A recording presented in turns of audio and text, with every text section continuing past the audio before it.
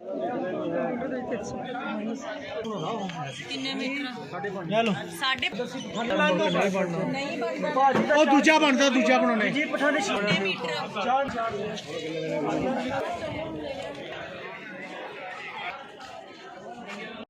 जी वो बड़ा पन्ना में ना तो 3.5 10 पठानी दूजा बनता जी जी पठानी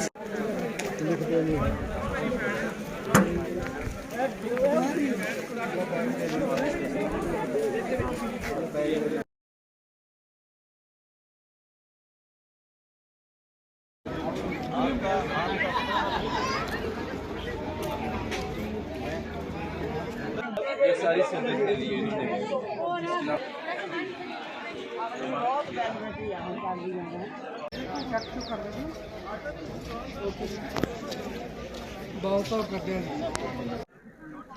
बाबा गुरु नानक की जो जन्मदिन की तकरीबात हैं वो जारी हैं करतारपुर में। इस वक्त मैं मौजूद हूँ करतारपुर बाज़ार में, जहाँ पर जो सिख यात्री आए हैं वो ख़रीदारी कर रहे हैं और मुख्तलिफ स्टॉल से कहाँ पर कपड़ा, कहाँ से जूता और कहीं से ड्राई फ्रूट ख़रीदने में मसरूफ़ है। तो दूसरी जानब मेरे साथ जो जलंधर भारत से आए सिख यात्री हैं उन्हीं से जानते हैं कि यहाँ से क्या ख़रीदा और कैसा लगा और क्या चीज़ उन्होंने पसंद की है। क्या कहेंगे जी, कैसा लगा यहाँ पर? बहुत अच्छा लगा जी। आगे एक तो कम्प्लेक्स बहुत ब्यूटीफुल बनाया है और बाहर ये मार्केट में जो जितने भी शॉपकीपर दुकानदार हैं बहुत अच्छा बोलते हैं, मीठा बोलते हैं। क्या खरीदा है? हमने बोस्की का कुर्ता पजामा लिया है और लेडीज ने सूट लिए हैं उधर से। अच्छा, तो सरदार जी तुसी की कहोगे इस वाले ना? ਅਸੀਂ ਤਾਂ ਜੀ ਸਭ ਤੋਂ ਪਹਿਲਾਂ ਤਾਂ ਧੰਨਵਾਦ ਕਰਦੇ ਹਾਂ ਇੱਥੇ ਦੀ ਜਿਹੜੀ ਕਮੇਟੀ ਹੈ, ਮੈਨੇਜਮੈਂਟ ਹੈ, ਬਹੁਤ ਵਧੀਆ ਮੈਨੇਜਮੈਂਟ ਹੈ ਇਹਨਾਂ ਦੀ। ਗੁਰਦੁਆਰਾ ਸਾਹਿਬ ਦੇ ਵਿੱਚ ਬਹੁਤ ਸਫਾਈ ਆ, ਲੰਗਰ ਦਾ ਬਹੁਤ ਵਧੀਆ ਪ੍ਰਬੰਧ ਆ, ਕੀਰਤਨ ਦਾ ਬਹੁਤ ਵਧੀਆ ਪ੍ਰਬੰਧ ਆ। ਗੁਰੂ ਦੀ ਨਗਰੀ ਦੇ ਵਿੱਚ ਨਜ਼ਾਰਾ ਆ ਗਿਆ, ਆ ਕੇ ਜੋ ਮਨ ਦੀ ਤਮੰਨਾ ਸੀ ਅੱਜ ਪੂਰੀ ਹੋ ਗਈ ਆ।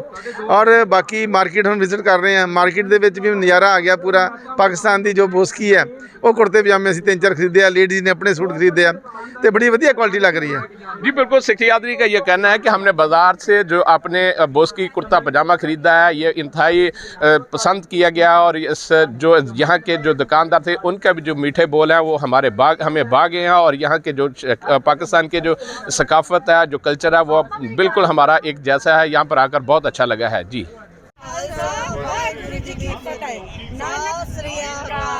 गुरु नानक नाम चढ़ती कला तेरे वाले सर्वदा।